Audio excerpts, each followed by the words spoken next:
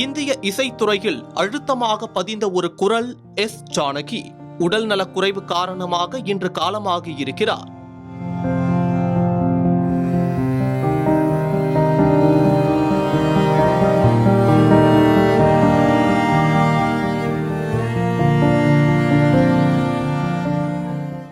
இசை குயில் என்று மொத்த தென்னிந்திய திரையுலகமும் கொண்டாடும் பிரபல பின்னணி பாடகி எஸ் ஜானகி ஆந்திர மாநிலம் குண்டூர் மாவட்டத்தில் உள்ள பல்லப்பட்லா என்ற ஊரில் 1938 ஆண்டு ஏப்ரல் மாதம் 23ஆம் தேதி ராமமூர்த்தி, சத்தியவதி ஆகியோருக்கு மகளாக பிறந்தவர். சிறு வயதிலேயே இசையில் ஆர்வம் இருந்ததால் நாதசுர மேதை பழனிசாமி என்பவரிடம் முறையாக இசை பயிற்சியை பெற்ற இவர் அகில இந்திய வானொலி 1956இல் பாட்டு போட்டி ஒன்றை நடத்திய போது அதில் கலந்து கொண்டு அப்போதைய ஜனாதிபதி டாக்டர் ராஜேந்திர பிரசாத்திடம் பரிசு பெற்றார். ஏவிஎம் ஸ்டுடியோவில் ஒப்பந்த அடிப்படையில் பாடகியாக இருந்த இவருக்கு தமிழில் முதலாக பின்னணி பாடக்கூடிய வாய்ப்பு டி. சலபதி ராவ் இசையில் அவர் பாடிய அந்த பாடல் அடுத்த நாளே கண்டசாலாவுடன் சேர்த்து ஒரு தெலுங்கு பாடலை பாடுவதற்கான வாய்ப்பை இவருக்கு பெற்று தந்தது.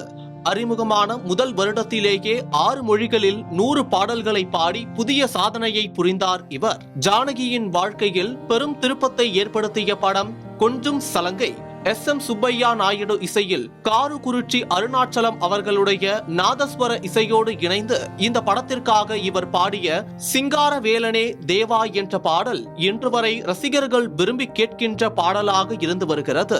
இசைத்தட்டு விற்பனையில் சாதனை படைத்த அந்த பாடலை தொடர்ந்து ஜானகி அவர்களுக்கு பரவலாக வாய்ப்புகள் வந்தாலும் தமிழில் அவரை புகழின் உச்சிக்கு எடுத்து சென்ற படம் என்றால் அது இளையராஜா இசையில் இவர் பாடிய அன்னக்கிளி திரைப்படம்தான். அந்த படத்திற்காக இவர் பாடிய எல்லா பாடல்களுமே ஹிட் பாடல்கள் என்றாலும் அன்னக்கிளி உன்னை தேடுதே என்று தொடங்கும் பாடல் இவருக்கு தனியானதொரு அடையாளத்தை பெற்று தந்தது.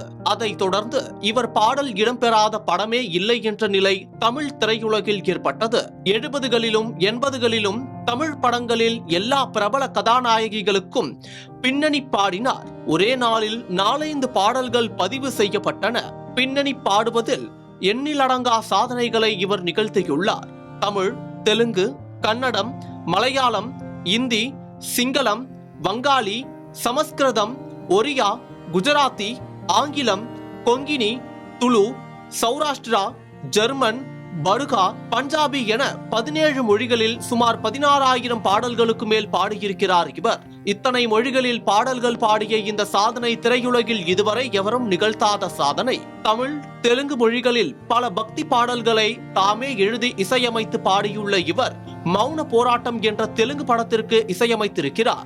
5 வயது குழந்தையின் குரலிலும் 60 வயது மூதாட்டியின் குரலிலும் குரலை மாற்றி பாடக்கூடிய ஆச்சரியமான திறமையும் இவருக்கு உண்டு. சிறந்த பாடகிக்கான தேசிய விருதை 4 முறை பெற்றுள்ள இவருக்கு பத்மபூஷன் விருதினை அளித்து மத்திய அரசு கௌரவித்துள்ளது.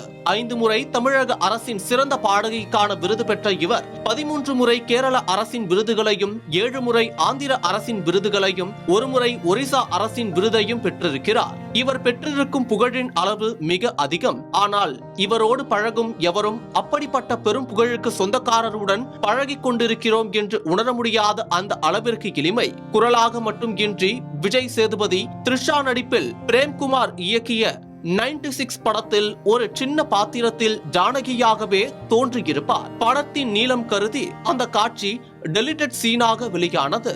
மறக்க முடியாத பல பாடல்களை கொடுத்த அவர் என்றும் நம்முடைய நினைவுகளில் ஒலித்துக் கொண்டே இருப்பார்.